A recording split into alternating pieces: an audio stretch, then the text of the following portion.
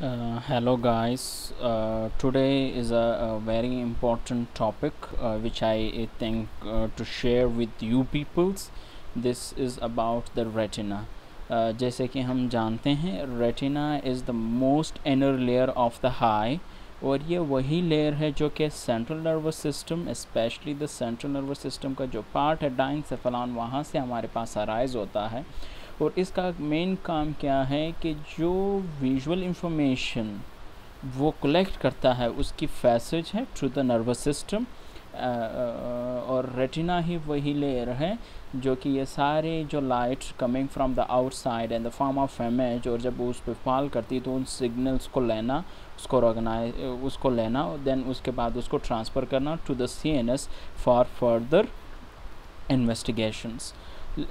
तो रेटिना को अगर आप देखते हैं तो मोस्टली हम उसको मेन टू कंपोनेंट्स में डिवाइड कर देते हैं और मेन टू लेयर्स में डिवाइड कर देते हैं। एक वो लेयर जो कि एंडोथेलियल इन नेचर होता है, which not working as a neuronal, उनमें कोई न्यूरॉन मौजूद नहीं होता और ना ही वो हमारे पास सिग्नल वगैरह कलेक्ट करने के काम करते हैं।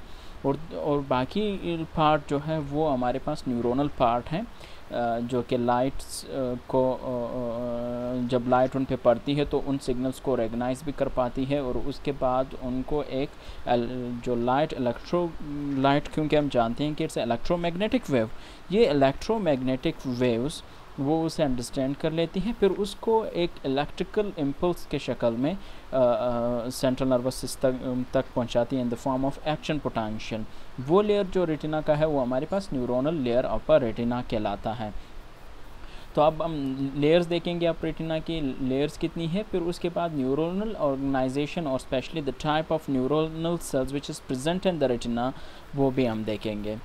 अगर आप देखें तो रेटिना के तकरीबन 10th लेयर्स होते हैं, और मैंने आपको पहले ही कहा कि हम इसको 10th लेयर्स या मेन पार्ट्स में डिवाइड करते हैं। 2 मेन पार्ट्स, एक हमारे पास पार्ट है रेटिना का जो कि हमारे पास लाइट्स जो आती है उनको ना वो हमारे पास सेंस कर पाते हैं, ना जो इलेक्ट्रोमैग्नेटिक वेव्स हैं उनको ना ही हमारे पास एक्शन पोटेंशियल में कन्वर्ट कर पाती है। ठीक है, उनका काम सिर्फ क्या है कि जो लाइट आ रही है बाहर से उनको अब्जॉर्ब करना है, उनको उन लाइट्स की जो रिफ्लेक्शन है उनको प्रिवेंट करना है। अगर लाइट रिफ्लेक्शन होती तो इट्स कैन काज प्रॉब्लम्स। तो एक वो हुआ, फिर उसके बाद उसका दूसरा न्यूरोनल कंपोनेंट्स आ जाता है जिसका मेन काम क्या है कि इलेक्ट्रोमैग्नेटिक वेव ऑफ लाइट आती है उसको हमारे पास सेंस करती है और उस एनर्जी को हमारे पास इलेक्ट्रिकल पोटेंशियल कन्वर्ट करती है, फिर उसको कन्वे करती है टूवर्ड द CNS और the central nervous system, specially to their particular nuclei. और उसके अलावा इसको हमने 10th लेयर्स में भी डिवाइड किया होता है। द फर्स्ट लेयर जो आ जाती है वो हमारे पास pigmented layer, retinal pigmented epithelium layer भी जिसे कहा जाता है। ये वही लेयर है जिसको मैंने पहले ही कहा कि ये हमारे पास कोई लाइट्स को रिकग्नाइज नहीं कर पाती, ना वो हमारे पास इलेक्ट्रिकल पोटेंशियल क्रिएट कर पाती है। ठीक है, तो ये वो लेयर है जो कि पिगमेंटेड है, कंसिस्ट ये पिगमेंटेड है बाय द मेलानिन पिगमेंट्स, और इनका काम क्या है कि जो लाइट बाहर से आती है उनको अब्जॉर्ब करना है, उनकी रिफ्लेक्शन को प्रिवेंट करना है। अगर रिफ्लेक्शन होती है तो ये क्या हो जाती है कि जो इमेज बनेगी रेटिना में वो हमारे पास ब्लर्ड होगी, वो हमारे पास डिस्पर्स होगी और डिस्ट्रैक्टिव इमेज होगी, और इसे सही तरह से हम रिकग्नाइज नहीं कर पाएंगे। और हम देखते हैं कि कुछ पेशेंट्स में जिसमें इनहेरिटेड डिजीज़ जिसको हम अल्बिनिज्म कहते हैं, जिसमें रेटिनल जो मेलानिन पिगमेंट्स होती हैं वो नहीं होती, तो उन पेशेंट्स में they are not able to see in the daytime because the light was reflecting in the retina, not reflecting in the retina because of a absence of a pigments in this layer, in the pigmented or retinal pigmented epithelial layers। और उसके बाद जो दूसरा layers आ जाता है वो layers of rods and cones हैं। ठीक है, ये रोड्स और कोन्स हमारे पास क्या है, they are specialised cells of the retina, cones which mostly work in the dim light and the cones which work in a bright lights। ये सेल्स हैं जहाँ पर हमारे पास इलेक्ट्रिकल कंडक्शंस या ग्रेजुएशन क्रिएट होती है, फिर उसके बाद यहाँ से हमारे पास पास होती है to the other neuronal sales.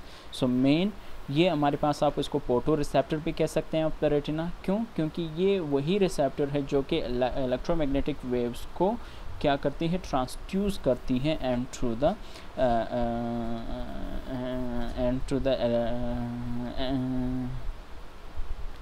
हमारे पास फोटो रिसेप्टर है जो कि इलेक्ट्रोमैग्नेटिक वेव ऑफ रेडिएशंस को कन्वर्ट करती हैं इनटू द इलेक्ट्रिक कंडक्शंस और ग्रेजुएटेड पोटेंशियल्स में। तो ये हमारे पास लेयर, इस लेयर को हम क्या कहते हैं, photo sensitive layer of retina भी कहते हैं।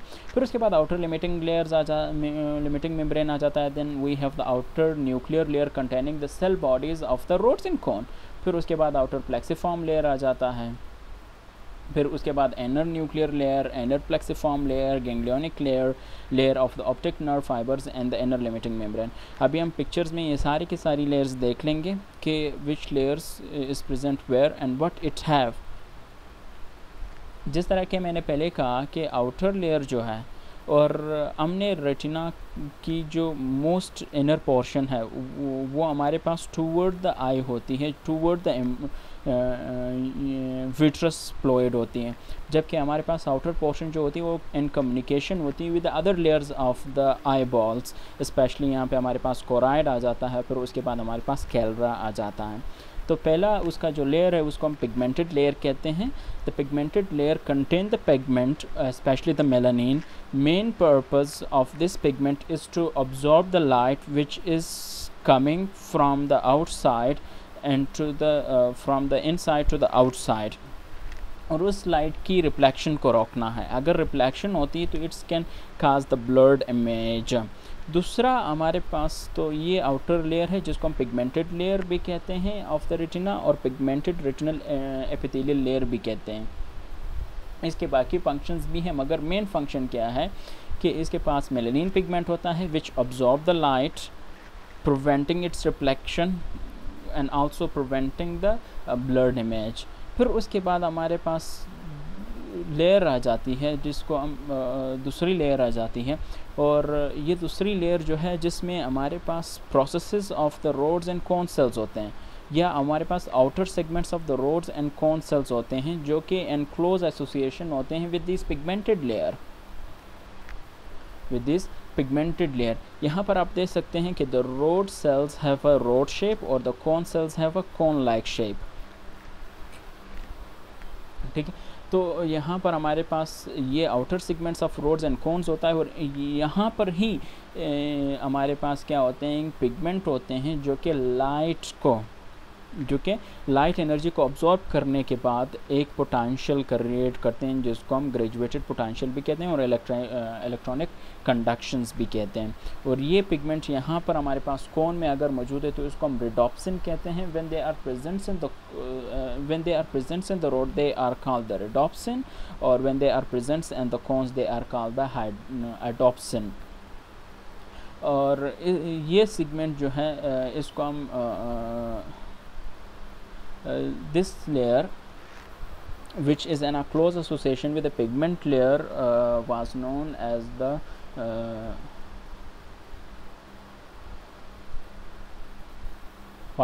layer of the rods and cones projecting to the pigmented layer. The layers of a rods and cone projecting to the pigment layer. तो ये दूसरी layers हैं जिसमें outer segments of the rods और cones मौजूद होता है, जहाँ पर light energy जो है वो strike करती हैं उनके outer segments पे।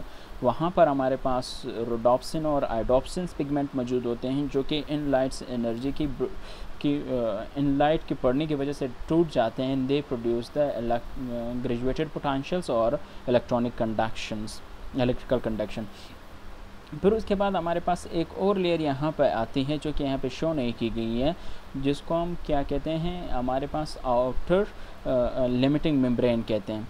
ये लेयर जो है the outer limiting membrane layers ये फॉर्म करती है by a special cells which is located years sending their processes toward the outer segments of the rods and cones, and they are then connecting with each other which act like as a supporting cells and provide support to the rods and cones. And forming layer of membrane, ठीक है, एक मुकम्मल layer of membrane बना देती है जिसको हम outer limiting membrane भी कहते हैं। जिस तरह के हमारे पास इनर लिमिटिंग मेम्ब्रेन है, इस तरह की एक मेम्ब्रेन यहाँ पे मौजूद होती है, specially outer segment, inner segment और न्यूक्लियस की बिल्कुल बीच में आ जाती है, तो इसको हम क्या कहते हैं, हमारे पास आउटर लिमिटिंग मेम्ब्रेन कहते हैं।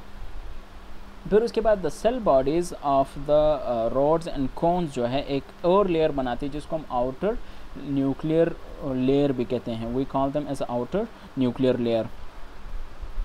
और यहाँ पर हमारे पास nucleus of the rods and cone होते हैं, तो इस वजह से ये हमारे पास न्यूक्लियर लेयर कहलाती है, and also call them as outer nuclear layer, क्योंकि एक और लेयर आनी है जिसको हम क्या कहेंगे, इनर न्यूक्लियर लेयर कहेंगे। फिर उसके बाद रोड्स जो हैं through their synaptic bodies connected with a bipolar cells. The bipolar cells is a neuronal cells, okay, after the, और आप इसको फर्स्ट ऑर्डर न्यूरॉन भी कह सकते हैं, ठीक है, जो कि रिसेप्टर से सिग्नल को कैरी करते हैं to the second order neurons. तो ये लेयर जहाँ पर हमारे पास सिनेप्सिस होती है बिटवीन द रोड्स और cones with the bipolar cells, this layer was called the outer plexiform layer, outer plexiform layer, where the synapses are covered between the rods, the cones and with the bipolar cells। और यहाँ इसी layer में एक हमारे पास और specialised type of sales होते हैं जिसको हम ओरिजेंटल सेल कहते हैं। इसकी ये हमारे पास इनहिबिटरी सेल्स होते हैं, they are also neuronal cells but they are inhibitory cells, preventing the electric graduated potentials to go on the lateral side of this layer, क्योंकि हमारे पास मुख्तलिफ rods and cones connected with the bipolar cells, तो एक side के impulse को दूसरे side के sales में पास होने से प्रिवेंट करती है, तो इन सेल्स को हम क्या कहते हैं, we call them as a horizontal cells which prevent the signal to pass laterally in the outer plexiform layer। फिर उसके बाद हमारे पास लेयर आ जाती है जिसको हम इनर न्यूक्लियर लेयर कहते हैं। Inner nuclear layer is form by the cell bodies of the bipolar cells, और यहाँ पर हमारे पास एक और मैंने पहले ही कहा कि स्पेशल टाइप ऑफ सेल्स होता है जो कि ग्लायल सेल्स होते हैं, और मोस्टली ग्लायल सेल्स जो होते हैं वो supporting sales of the CNS होते हैं।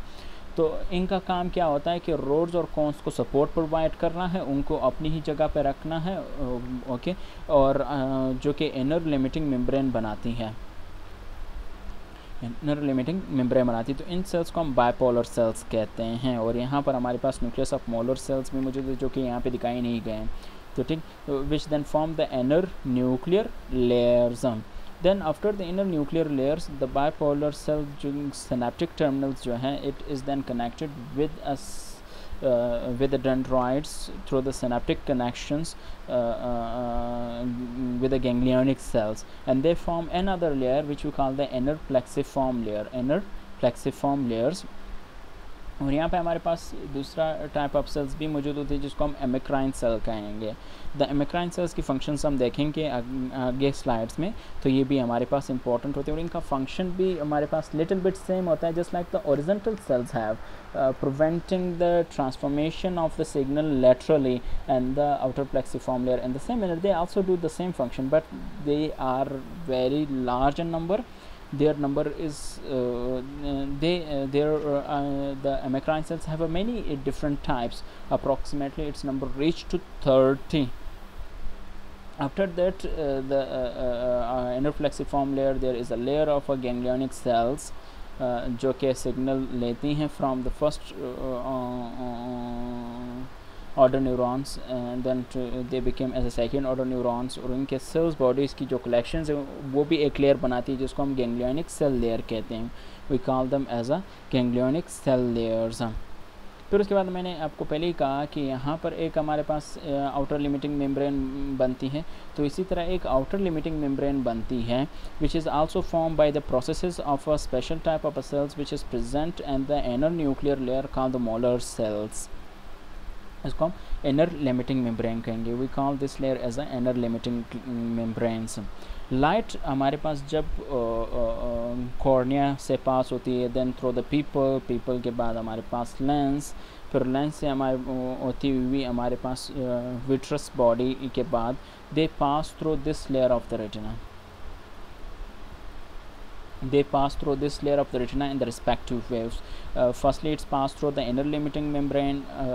After that, they pass through the ganglionic cell layer, then through the inner plexiform layers, then the inner nuclear layer, then हमारे पास outer plexiform layer, then हमारे पास the outer nuclear layer, then the inner limiting membrane layer.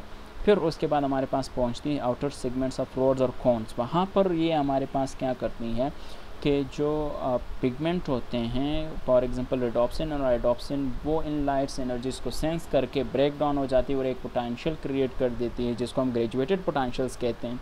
उसके बाद जो बाकी light बच जाती है, they strike the endothelial pigmented epithelial layer of the retina.